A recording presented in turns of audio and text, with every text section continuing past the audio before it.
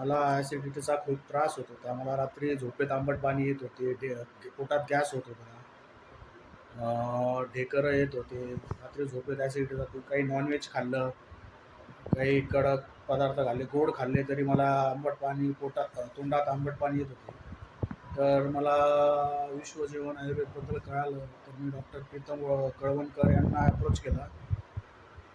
त्यांनी मला जे काही पथ्य सांगितले, जे काही औषधं सांगितले, मी ते 3-4 महिने त्याची सलग ट्रीटमेंट घेतली. त्यांनी सांगितलेल्या प्रत्येक पथ्याचं पालन केलं आणि हळूहळू ते पथ्य मी कमी करत गेलो आणि मला आता कुठल्याही प्रकारचं खाण्यापिण्याचा काही त्रास होत नाही, आंबट पाणी येत नाही.